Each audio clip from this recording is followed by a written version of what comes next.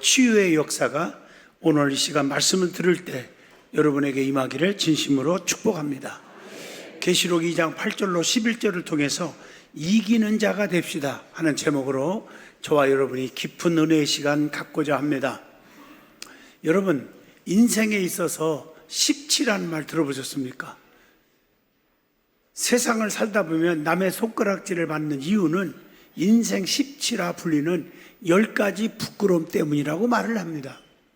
그 10가지가 뭘까? 첫째, 자신의 이익을 위해서 남을 속이는 사치. 둘째는 입을 함부로 놀려서 남에게 욕을 듣는 구치. 세 번째, 자기도 지키지도 못할 약속을 남발하는 남치. 네 번째가 뭘까? 오만한 갑질로 세상의 빈축을 사는 오치. 다섯 번째는 부정을 통해서 남의 자리를 빼앗는 탈취. 여섯 번째, 욕정을 참지 못해 불륜을 범하는 간취. 일곱 번째, 어린 자식을 학대하고 방치하는 학취. 여덟 번째는 나이든 부모를 팽개치고 돌보지 않는 폐륜과 같은 폐취. 아홉 번째는 남의 이목 때문에 가식적인 행동을 하는 가치. 열 번째는 아집에 사로잡혀서 세상을 무시하다가 세상의 모든 비난을 자초하는 극단적인 부끄러움으로 이걸 뭐라고 할까요? 극치라고 부릅니다. 사람이라면 누구나 실수를 해서 부끄러운 순간이 찾아올 수 있습니다. 그래서 옛 속담에 한 번 실수는 병가 지상사라 이런 말을 하죠. 실수는 누구나 하는 것이지만 그 실수가 반복되면 남에게 손가락질을 받게 된다. 그런 얘기입니다.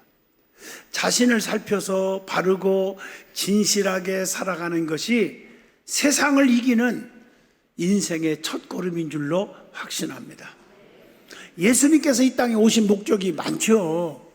내가 이 땅에 온 것은 하면서 성경에 많이 기록되어 있어요. 의인을 부르러 온 것이 아니라 죄인을 불러 구원함에 있다. 내가 이 땅에 온 것은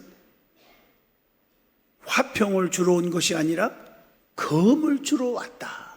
이런 말을 했어요. 왜냐하면 우리는 지금 영적인 전쟁 시대에 살고 있습니다. 앞으로 기독교가 계속 핍박이 올 것 같이 얘기하는 분들이 너무나 많습니다. 이게 말세의 징조의 현상입니다. 사탄은 천국 백성들을 유혹해서 자꾸 넘어뜨리려고 시험이 오고 환란이 오고 핍박이 오고 궁핍함을 주고 온갖 방법들을 다 동원합니다. 우리가 성령의 능력으로 무장하지 않고는 이런 것들을 싸워서 이길 수가 절대 없습니다. 성도는 어떤 것들과 싸워도 반드시 이겨야만 합니다. 그래서 빌립보 4장 13절을 가슴에 새깁니다. 내게 능력 주시는 자 안에서 내가 모든 것을 다 할 수 있느니라. 마가복음 9장 23절 다 아시죠? 예수께서 이르시되 할 수 있거든이 무슨 말이냐? 믿는 자에게는 능치 못할 일이 없느니라 하시니. 이렇게 말씀하고 계신 겁니다. 우리가 믿는 하나님은 어떤 분입니까? 전지하시지만 전능하신 분입니다. 그 전능자께서 성도들을 이기는 삶으로 인도하시려고 하나님의 전신갑주를 주셨고 성령의 은사도 주셨고 영적 무기를 주셨다는 것입니다. 오늘 본문 말씀을 보면 소아시아 7교회 중에서 칭찬만 받은 교회 서머나 교회에 대해서 말씀하고 있습니다. 성경에 보면 칭찬만 들은 교회가 서머나 교회와 빌라델피아 교회죠. 책망만 받은 교회가 3교회고 칭찬만 받은 교회가 2교회고 칭찬도 책망도 같이 받은 교회가 3교회가 있죠.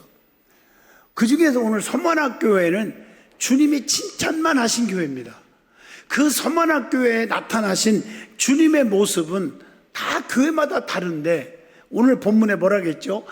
처음과 나중 되신 주님이라고 했고 그리고 죽었다가 살아나신 주님이라고 오늘 본문 계시록 2장 8절에 말씀하고 계십니다. 우리 주님께서는 서문학교의 교인들이 당한 엄청난 환난과 궁핍과 핍박과 장차 받을 고난을 이미 다 알고 계신다고 성경은 말하고 있습니다. 그러므로 주님께서는 약속하십니다. 그 고난 가운데서도 변하지 않았고 끝까지 죽도록 충성하는 자에게 생명의 면류관을 주신다는 것, 그리고 그가 결코 사망의 해를 받지 않도록 해주신다는 것을 약속하고 있습니다. 오늘 본문을 통해서 서문학교에 주신 약속의 말씀을 붙들며 살기 위해서 우리는 세상에서 지는 자가 아니라 이기는 자가 돼야 된다는 것입니다. 그래서 오늘 이 말씀을 전하고자 하는 것입니다. 제일 먼저 주님은 우리의 환난과 핍박과 궁핍과 장차 받을 고난을 다 아시고 계신다는 거예요. 그게 오늘 본문 계시록 2장 10절에 기록되어 있습니다. 그러면 각 교회마다 주님이 나타난 모습이 다 다르거든요. 여러분, 사람도 그래요. 제가 여러분을 대할 때 유치부에 가서 설교하라고 그러면은 전능하신 하나님이 천지를 창조하셨는데 이런 얘기하면 애들 다 조는 게 아니라 다 집에 간다고 울어요. 애들한테는 애들아 이러면서 재밌게 해야 애들이 받아들이는 것처럼 우리 예수님도 교회마다 일곱 교회의 형편 사정 그리고 신앙 정도가 다 다르거든요. 우리 교회 안에도 연세가 많은 어르신들이지만은 솔직히 말해서 아무것도 아닌 얘기만 들어도 시험 들어서 교회 떠나는 분도 있고요. 어떤 사람은 내가 심한 말을 했네 그런데도 아이고 목사님 고맙습니다, 충고해 주셔서 감사합니다, 이런 분도 있고요. 어떤 분은 말 한마디 했다가 평생 동안 내 얼굴 한번 안 보려고 하는 사람도 있고요. 별 사람이 다 있어요. 오늘 예수님께서 그 많은 교회 중에 만날 때마다 말씀을 전할 때마다 나타난 모습이 다른데 특별히 서문학교회는 어떤 모습으로 나타나느냐, 이게 중요한 거예요. 오늘 본문 계시록 2장 8절 보면 처음이요 나중 되신 분으로 나타나셨습니다. 예수님은 태초부터 계셨고 지금도 계시고 앞으로도 영원히 계셔서 여러분들을 지켜주시고 보호하시고 인도해 주시는 분입니다. 그래서 마태복음 28장 20절에 자 볼지어다 내가 세상 끝날까지 너희와 항상 함께 있으리라 하시니라, 이렇게 말씀하고 있어요. 사람은 변하지만 우리 주님은 변함없이 사랑해 주시는 분입니다. 로마서 8장 39절에 보면 높음이나 깊음이나 다른 어떤 피조물이라도 우리를 우리 주 예수 그리스도 안에 있는 하나님의 사랑에서 끊을 수 없으리라, 이렇게 말했어요. 우리는 변할지 몰라도 우리 주님은 절대로 변하지 않습니다. 누가복음 15장 20절의 말씀이에요. 그러므로 우리는 너무 사람을 의지하다가 상처받지 마세요. 사람을 너무 믿다가 코다치지 말란 말이에요. 사람은 누구나 변할 수가 있어요. 자기의 기분 따라 변하고 인격 따라 변하고 수준 따라 변해요. 감정 따라 변해요. 그러나 하나님은 변하지 않습니다. 그 축복을 줘도 너희의 출입을 지금부터 영원까지 지키시리라, 이렇게 말씀하고 있는 거예요. 우리 주님은 죽었다가 다시 살아나신 분입니다. 그래서 계시록 2장 8절에 분명히 죽었다가 살아나신이라고 말씀하고 있어요. 그래서 예수님은 부활의 첫 열매가 되신다고 고린도전서 15장 20절에도 말씀했고, 우리도 언젠가는 죽어도 다시 산다고 고린도전서 15장 22절에 말씀을 주고 있습니다. 그리고 우리 주님은 우리의 형편 사정을 다 모두 다 아시고 있다는 거예요.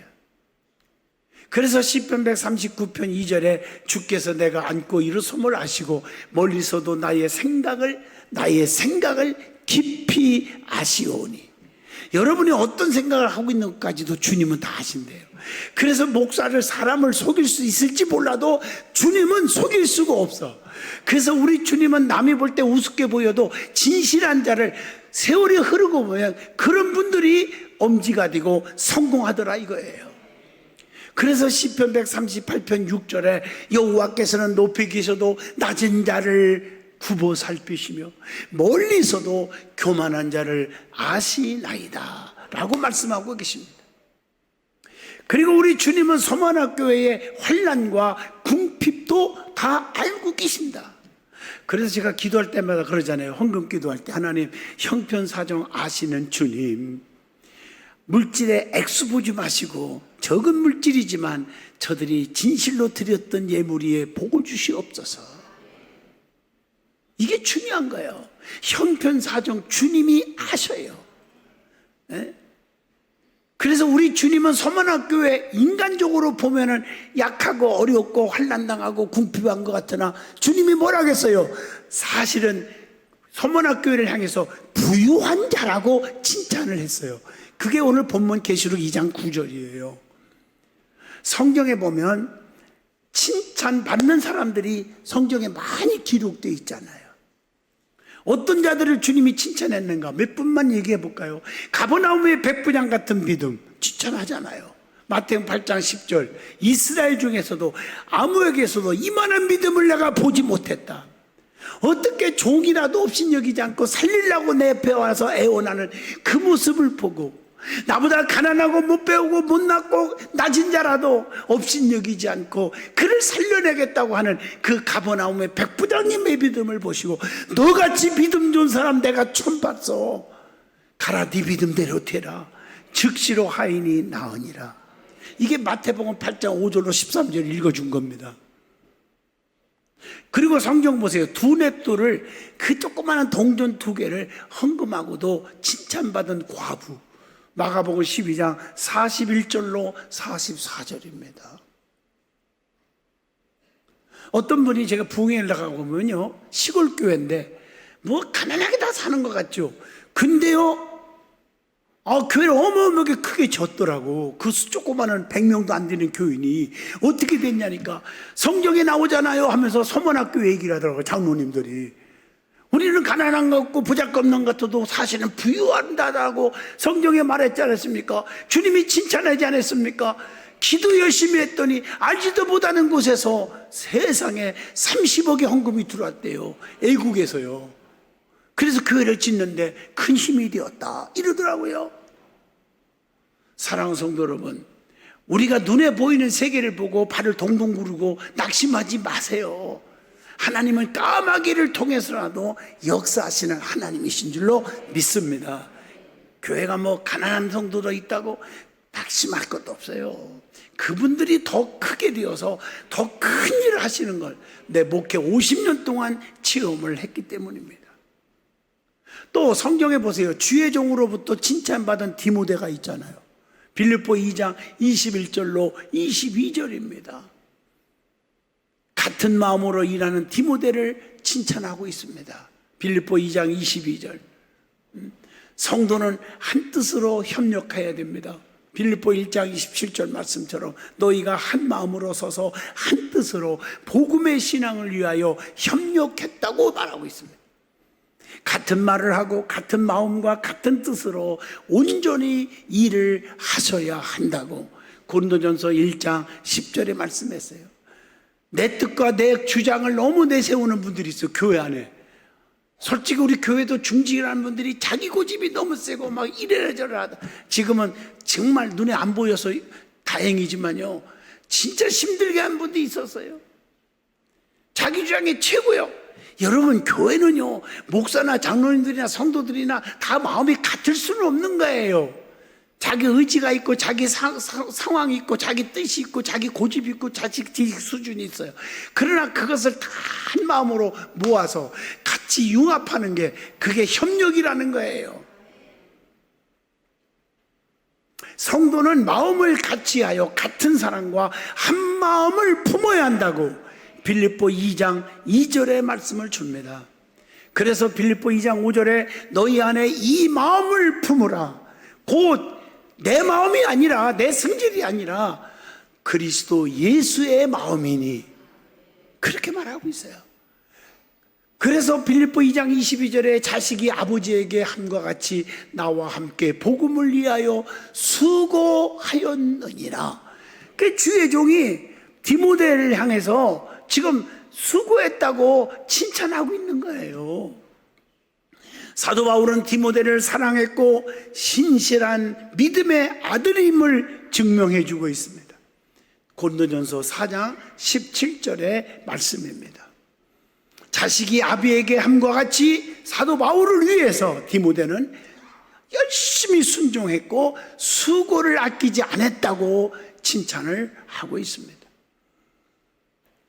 그래서 성경 말씀에 디모데와 사도 바울의 사이를 보면서 선지자의 이름으로 선지자를 영접하면 하나님이 뭐 준다? 선지자의 상을 받을 것이라. 마태복음 10장 41절의 말씀입니다. 그래서 성경에 보면 주의 종들을 근심케 하지 마세요. 주의 종을 근심케 하면 어떻게 와요? 유익이 없다고. 히브리서 13장 17절에 너희를 인도하는 자들에게 순종하고 복종하라. 그들로 하여금 즐거움으로 기쁨으로 이것을 하게 하고 근심으로 하게 하지 말라. 그렇지 아니하면 너희에게 유익이 없느니라. 성경 말씀입니다. 히브리서 13장 17절입니다. 주의 일만 하는 믿음이 디모데에게 있었어요. 주의 일만 열심히 했어요. 빌립보 2장 22절. 디모데에게서 자기 할 일이 왜 없었겠습니까? 그런데 주의 일에 열정을 쏟았어요. 디모데는 바울과 같이 주의 일에 힘쓰는 자였다고 고린도전서 16장 10절에도 말씀하고 계십니다. 주의 일을 하는 자는 어떤 자입니까? 자기 생활에 얽매이지 말아야 한다. 자기 생활에 얽매이면 주의 일 못합니다. 우선순위가 주의 일이 되어야 합니다. 디모데후서 2장 4절입니다. 모집한 자를 어떻게 해요? 기쁘게 하려 함이라. 교회에서 직분을 받았으면 직분을 준 사람 하나님이고 두 번째 주의 종을 통해서 임명받았으니 그들을 기쁘게 하여야 한다. 이게 하나님 말씀이에요. 그래서 빌립보 1장 21절 내게 사는 것이 누구요? 그리스도이니 죽는 것도 유익함이라. 생명을 아끼지 않고 헌신하게 된 이 말씀을 주고 있습니다. 항상 주의 일에 힘쓰는 자의 수고는 헛되지 않는다고 성경은 고린도전서 15장 58절에 분명히 말씀하고 있습니다. 두 번째로 생각할 수 있는 말씀은 주님은 환난과 궁핍과 또 마귀 사탄의 시험을 이기라고 간곡하게 권면하고 있다는 것입니다. 성도는 믿음의 부유자가 되어야 합니다. 그래야 모든 것을 이길 수가 있습니다. 내가 인간적으로 볼 때는 배운 게 없고 가진 게 없는 것 같아도 믿음에는 부유자라는 거예요. 그 사람에게는 성경 말씀대로 보이는 풍기는 냄새가 향기가 있고 담대함이 있고 확신이 있는 거예요. 그래서 환난과 궁핍을 이겨야 한다 이랬어요. 계시록 2장 9절입니다. 뭘 이겨야 합니까? 믿음으로 이겨야 합니다. 요한일서 5장 4절 하나님께로부터 난 자마다 세상을 이기느니라. 세상을 이기는 승리는 이것이니 우리의 믿음이니라. 여러분 믿음 없으니까 넘어지고 쓰러지는 거예요. 믿음 있는 사람은 웬만한 소리 들어도 안 쓰러져.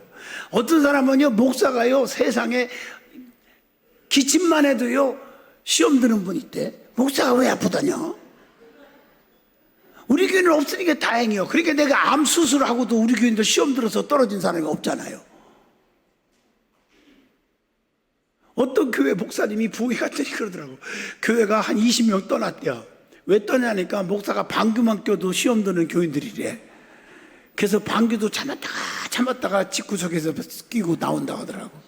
우스갯소리 같지만 방귀라는 얘기가 아니라 딱 뭔 말인지 새기시기를 주의 이름으로 축복합니다. 맞죠? 예. 어떤 사람은 저렇게 갖고 안 되는데 막 시험 들 정도로 홍구멍을 냈는데도 웃으면서 목사님 깨우쳐 주셔서 감사해요. 이런 분이 있어요. 어떤 사람은요, 좀 졸길래 예배 시간에 눈 뜨면 좋겠네요. 이 말 했다고 교회 떠난 사람도 있어요. 여러분, 어떤 환난과 어떤 어려움이 있어도 이길 수 있는, 극복할 수 있는 믿음이 필요한 줄로 믿습니다. 그리고 뭐로 이겨야 한다? 사랑으로 이겨야 한다. 로마서 8장 37절 모든 일에 우리를 사랑하시는 이로 말미암아 우리가 넉넉히 이기느니라, 이렇게 기록되어 있어요. 그래서 하나님의 사랑은 환난과 곤고와 핍박을 이길 수 있게 해주신다고 로마서 8장 35절로 37절에 말씀합니다. 그래서 빌립보 2장 2절에 마음을 같이하여 같은 사랑을 가지고 뜻을 합하여 한 마음을 품어, 그 사랑은 하나 되게 할 수 있다는 거죠. 여러분, 솔직히 왜 믿음, 소망, 사랑 이 세 가지가 꼭 있어야 되는데 그걸로 끝나지 않고 그 중에서 제일은 뭐라고요? 사랑이라고 고린도전서 13장 13절에 왜 기록했겠습니까? 여러분, 부족해도 사랑으로 가득 채우시기를 주 이름으로 축복합니다. 사랑의 사도, 사랑의 성도 되시기를 바랍니다. 그리고 하나님에 대한 소망으로 이겨야 돼요. 로마서 8장 24절 우리가 소망으로 구원을 얻었음에, 여러분, 소망을, 하늘의 소망을 가지고 살아요. 죄악을 이겨서 구원을 얻을 수가 있는 거예요. 요한일서 3장 3절. 또 환난을 이겨서 인내하게 되죠. 로마서 12장 12절. 가난을 이겨서 복이 되게 하십니다. 시편 146편 5절입니다. 주님의 십자가는 세상을 이기게 합니다. 고린도전서 1장 18절의 말씀입니다. 여러분들, 가난하다고 낙심할 것도 없어요. 없다고요? 열왕기상 17장에 보면 사르밧가부가 마지막 먹고 죽어야 될 그 한 조각, 그걸 드렸더니 이제 죽어야 됩니까? 끝납니까? 아니잖아요. 다른 집구석들은 이웃은 굶어 죽는 소리가 아우성 치는데 이 집에는요, 웬일입니까? 떡가루 그릇에 떡가루가, 기름떡에 기름이 마르지 아니한지라. 인간의 수학적인 계산으로 따지면 안 돼요. 제가 여학교 수학을 가르쳤다고 했지 않아요? 수학적인 건 정말 내가 괜찮았어요. 지금 믿어주면 안 돼요. 2는 4, 2, 3은 6, 2, 4, 8 다 외우고 있잖아요, 내가요. 이것 가지고 영적인 게 해법이 안 나와요. 성경 66권 전체가 하나님은 살아계시고 하나님은 기적의 능력이 하나님이라고 다 믿고 있는데, 그 하나님은요, 숫자로 계산해 보세요. 과학적으로 한번 얘기해 보세요. 나오지를 않아요. 어떻게 말씀 한마디로 천지가 창조되냐? 어떻게 홍해 바다를 가르겠다고 갈라지냐? 그게 어떻게 반석을 딱 쳤더니 샘물이 폭 쏟아져 나오냐? 한번 생각해 보세요. 기적이 하나님이에요. 능력이 하나님이에요. 하나님의 기적이 있을 줄로 믿습니다. 내 힘으로 하려고 하지 마요. 스가랴 4장 6절 힘으로 안 됩니다. 능으로 안 됩니다. 오직 여호와의 신으로만 되느니라. 그리고 우리에게 덤벼오는 것은 악의 세력들이에요. 사탄, 마귀, 귀신들이에요. 이걸 이겨야 돼요. 싸워서요. 계시록 2장 9절에 말씀했어요. 이 사탄의 해들이라고.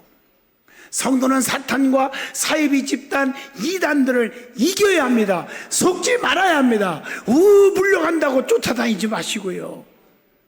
여러분들이 영분별이 있으면 쫓아다니세요.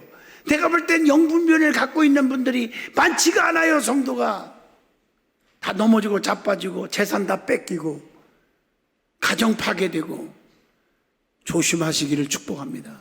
마귀, 사탄들, 이단들, 사이비 집단들 굉장히 많아요. 지금 여러분, 이단과 사탄을 어떻게 이겨야 합니까? 마태복음 4장 1절로 11절 말씀으로 이겨야 돼요. 말씀으로. 사람이 떡으로만 사는 게 아니에요. 하나님 입으로 나오는 모든 말씀으로 된다고 그랬어요. 산다고 그랬어요. 또 사도행전 16장 19절로 32절 기도로 이겨야 돼. 기도로. 기도할 때 옥문이 열려졌어요. 또 사도행전 16장 19절로 32절 한밤중에 바울과 실라가 기도하고 하나님을 찬송하며 찬송으로 이기는 거예요. 여러분, 힘든 일이 있습니까? 너무 괴롭습니까? 그냥 찬송을 부르세요. 찬송은요, 막 나의 마음을 해피하게 만들어요. 막 너무 기쁨을 줘요. 찬양으로 역사가 일어나야 돼요. 그리고 시험을 잘 이겨야 됩니다. 계시록 2장 10절. 엄청난 시험을 받았지만 그걸 잘 극복하고 죽도록 그 가운데서 충성하라. 그리하면 내가 생명의 면류관을 너에게 주리라. 순종할 때 역사가 일어나요. 그래서 이기는 자에게는 하나님이 어떤 보상을 줄까? 이게 중요한 거예요. 계시록 2장 10절 네가 죽도록 충성하면 그리하면 내가 생명의 관을 내게 주리라. 생명의 면류관을 주셔.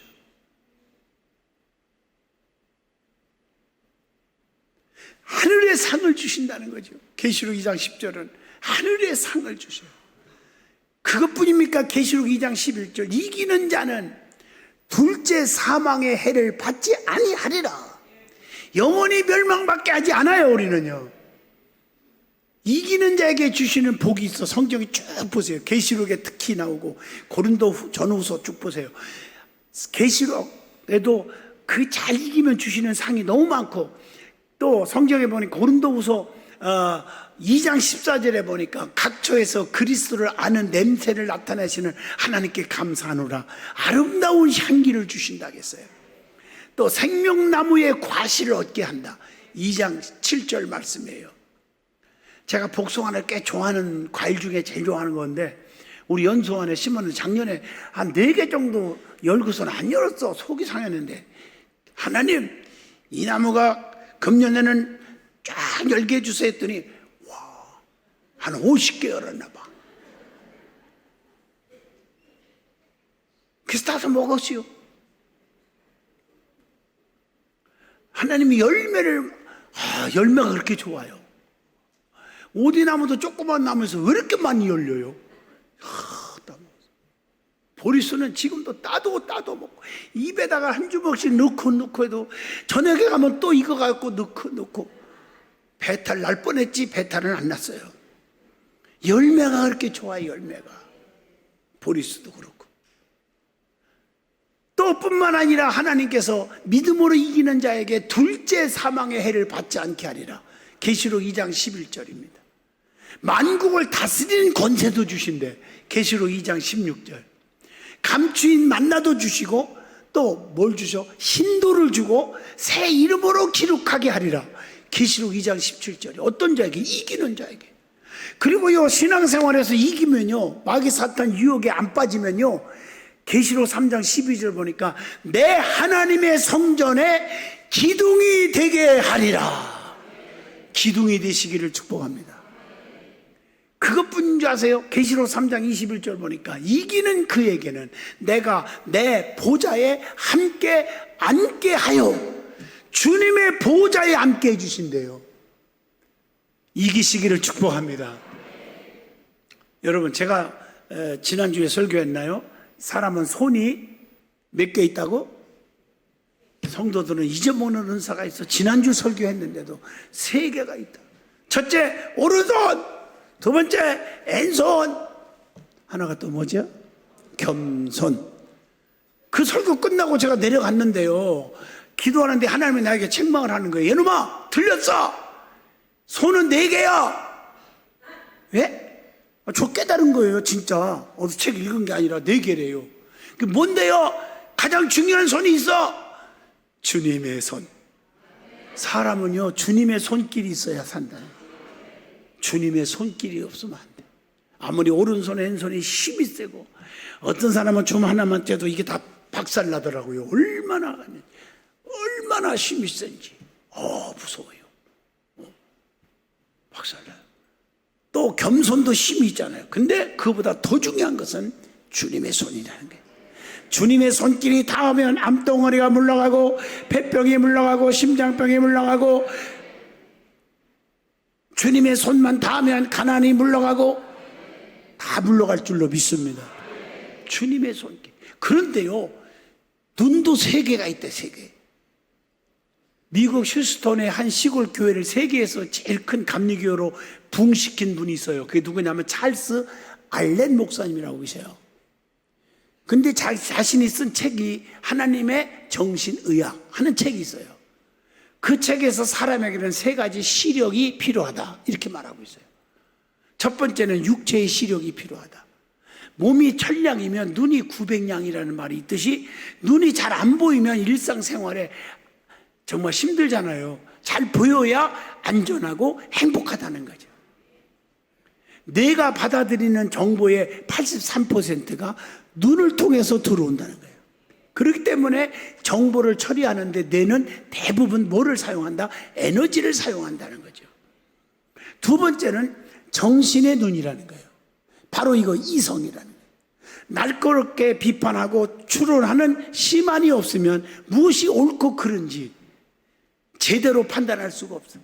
이게 마귀의 영인지 성령의 영인지를 판단할 수가 없는 거예요.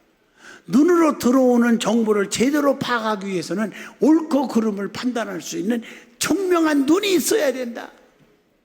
세 번째는 제3의 시력이 있는데 그게 영성의 눈이다. 제가 언젠가 설교하면서 한 얘기인데 사람은 3영이 있어야 된다. 첫째 영감이 있어야 하고 영안이 열려야 되고 영역이 있어야 된다. 기억하시면 하면 마찬가지예요. 영성의 눈이 있어야 되는 거예요.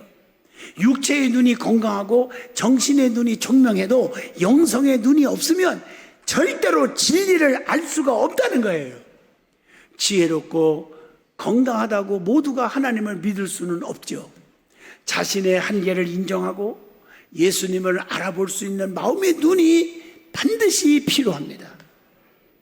육체의 눈, 정신의 눈 모두 중요하지만 무엇보다도 진리가 무엇인지 알게 하고 예수를 알아보게 하는 영성의 눈을 절대로 놓치지 않기를 축복합니다. 오늘 본문의 서문학교에는 몰약이라는 뜻을 가지고 있어요. 몰약. 몰약은 그 나무를 쪄서 으깰 때의 그 향기를 바라는 것처럼 핍박 속에 신앙의 절개를 지키고 그리스도인의 향기를 바란 교회라는 뜻입니다. 우리 든든한 교회가 서문학교회가 되기를 축복합니다. 주님으로부터 인정받고 칭찬받는 성도가 되라는 거예요. 환난 가운데서도 죽도록 충성할 것은 조금만 힘들다고 팽개치지 말고 우불러다니지 말고 제단불을 잡고 든든한 교회의 기둥이 되란 말이에요. 환난 가운데서도 죽도록 충성할 것은 주님은 부탁하셨고 생명의 멸류관을 주시고 영원히 죽지 않는 영생을 주신다고 보장해 주신다고 했어요. 서문학교회 같은 복을 다 받을 수 있기를 진심으로 축복합니다. 축복합니다. 기도하겠습니다. 살아계신 하나님, 이기는 자가 되기를 원합니다. 거룩한 영으로 가득 채워주시기를 원합니다. 축복해 주시기를 원합니다. 승리하게 하여 주시옵소서. 모든 질병에 걸린 자들을 다 고쳐주시옵소서. 예수의 피로 깨끗함 받을지어다. 예수님 이름으로 기도하옵나이다. 아멘.